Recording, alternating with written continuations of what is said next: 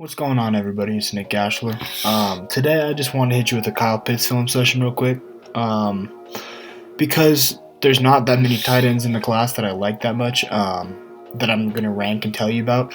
I'd rather just go over his film right now. And we're just going to be watching it freelance. I don't have any plays written down or anything like that. So if I see a play that I like, I'll highlight it and tell you why I like it. But I think there's a certain thing to be said here because there's a conversation going on about Kyle Pitts going in the top 10, which is interesting. Here's the thing. Kyle Pitts is an incredible offensive weapon. He's going to be an incredible offensive weapon on the next level as well. Whether that's a tight end or a wide receiver, I don't know. And that's a conversation that needs to be had over the next couple of months. Where does Kyle Pitts fit in on the next level? Now, you see him here lined up at H-back. Could he be a wide receiver? Could he be a tight end? We'll just have to see and figure this out as we go. I like him a lot as a tight end. Where's the value of the tight end on the current NFL, especially coming out of the draft, has yet to be determined, and I guess Kyle Pitts is going to help us do that.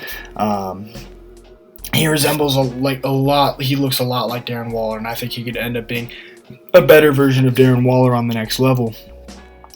Because of his ability to just be a smaller tight end, but also a big-time receiving threat. But at the same time, right here, like we said, he's going to be able to block really well, right? Not the best finish here, but the impact and the effort here at the beginning is awesome. Comes up, that edge player, he's just able to get hands on him. He shoots his pads up. If he keeps his pads low and stays a little bit more disciplined and not fall off the block, that's going to be a perfect block right there. But the way he came off the ball and then boom, the impact there, great block. If you don't think Kyle Pitts can block, you're very wrong. And here he is on a release. Solid release off the line. Nothing too special. Again, we talk about Kyle Pitts as a blocker, and he's here on the line of scrimmage next to our tackle right here. Comes off the ball and meets this edge player. We'll get to it in a sec. He meets this edge player right here. Pretty solid. Solid impact, but again, he raises his pads up and he arches his back. Just not great blocking for him because he's a willing blocker and he does the job. Clearly, he's not afraid of physical scuffles and stuff, but he does a good job as a blocker, but he just needs a little bit more technique. Better tight ends are going to be able to do that with a lot more nuance and technique. Kyle Pitts doesn't have that yet, and he has to develop that. All right, and let's check out this play right here. Kyle Pitts does a great job of being able to get off the release, go inside. It gets held a little bit right there, but is still able to get off, gain the separation he needs to. Let's check out his catching radius right here because I want to highlight this. And once again, you see him as a receiver on the side, so it just speaks to his versatility. I don't love him at wide receiver full time, like I said, because he kind of struggles off this release, as we can see here. Get outside. I'd rather just him being able to outrun this cornerback, and then moves back inside. But look at those arms. Look at the max length. He's going from his body right here to the corners, basically his beginning of his head. That's a long arm that he's extending and being able to catch that ball with, and he finds extra yards after the catch. It may not be much, but it's enough to be able to extend and go get that first down. I like that a lot. Right, another play here where he's lined up as a wide receiver. A little bit better of a release this time. He's able to use his hands a little bit to get off this cornerback, but not great. Doesn't separate well. Still, again, that's not the tight end's point, right? The tight end's point to be physical and go up and get the ball, and this is exactly what he does. Turns body control right there, right? Really well-adjusted play. He's going to adjust this ball where it's being thrown to where he can get it and then get in the end zone. I like that a lot. Just being able to turn your head to find the football and then moving your body to where it has to be to get that ball. Great play. And when we talk about big playability from our tight ends, this is exactly what I like to see. He's lined up right here. He's going to release, get down the seam. The separation there and the speed that he uses is beautiful, right? Let's check it out. Accelerates right around where the first down marker is and is able to get upfield, gain separation, and the yak ability is great. Adjusts to the ball well, is able to use a little bit of his arm length to get away from that corner and extend, and then he's going to take it all the way and score a touchdown. Really good play from Pitts right down the seam again. He's going to be a vertical threat for you. all day long if you're going to draft him into an offensive system. Kind of, sort of like a Darren Waller or an Evan Ingram on good days and whatnot.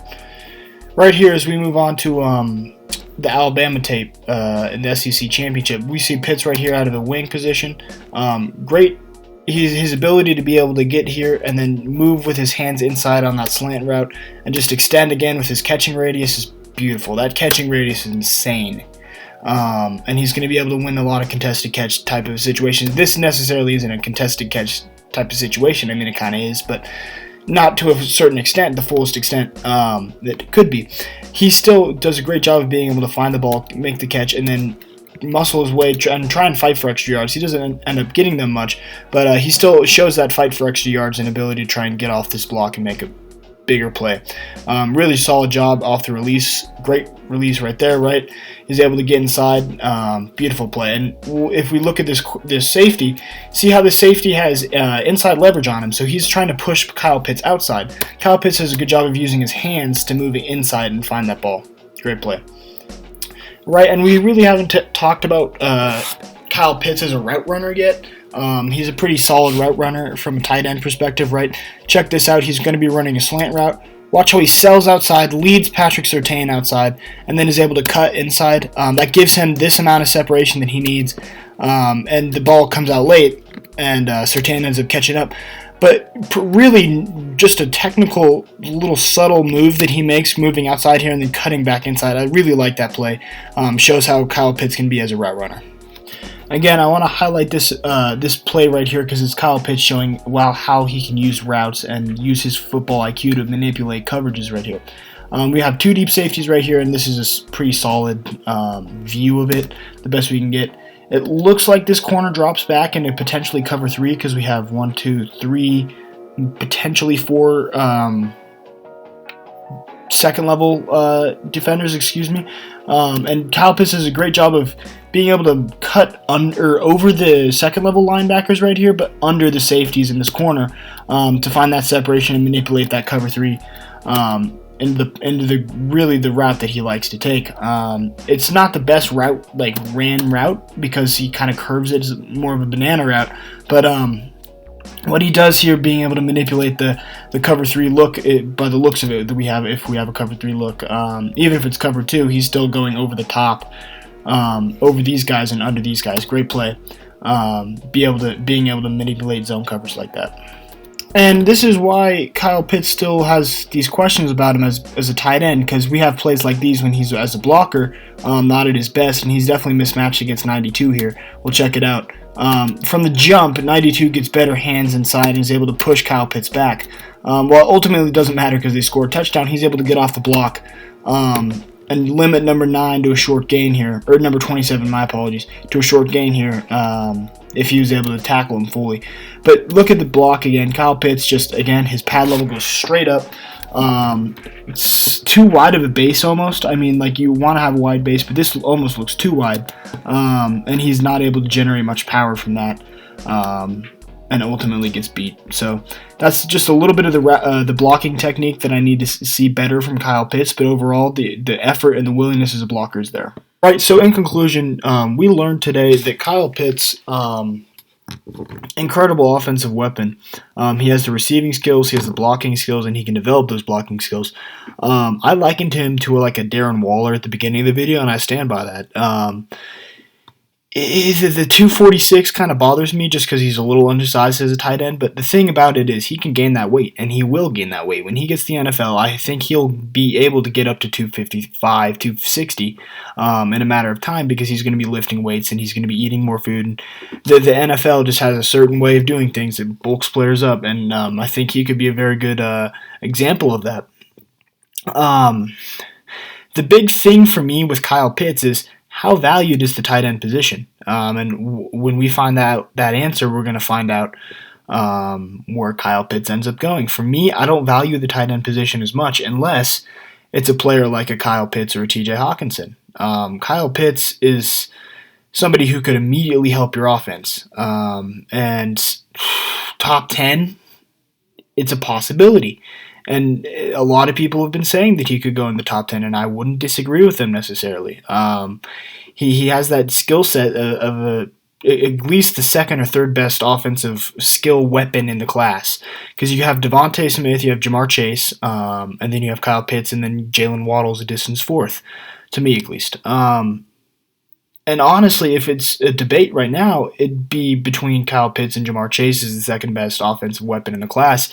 And at this moment in time, I'm kind of leaning towards Kyle Pitts. I think what he offers you is a lot better than what Chase could potentially offer you. Obviously, Chase is a receiver, and that carries a lot of weight because he's a very good receiver, and he's been rising in my book. And we did a video on Jamar Chase, and I explained why I don't love him. But he's still not a bad receiver. He's still a first-round receiver, and he's still going to be very good on the next level. But could Kyle Pitts be better? There's a good question about that, and we have to think about that and take that into account when we're drafting and coming up with who could be the end up being the better player. So definitively is Kyle, or not definitively, but in the essence of trying to answer the question about Kyle Pitts, is he a top 10 player in my class, in my rankings? Yes, he is. Could he go top 10? Yes. Should he go top 10? Yeah, maybe in 8, 9, or 10. Not saying any of those teams will pick him, but in that type of range, he could potentially go there. And I'll just come out and say that I think Kyle Pitts would be a great pick for a team like that who needs an offensive weapon if you're trading back or something like that. But that's about it for Kyle Pitts. If you guys enjoyed, make sure to like and subscribe. And I'll see you guys soon. We're going to have running back rankings soon. Or if you've already seen the running back rankings, we're going to have receiver, tackles, and interior linemen coming up soon as well. So stay tuned for that. But I'll see you guys later. Peace out.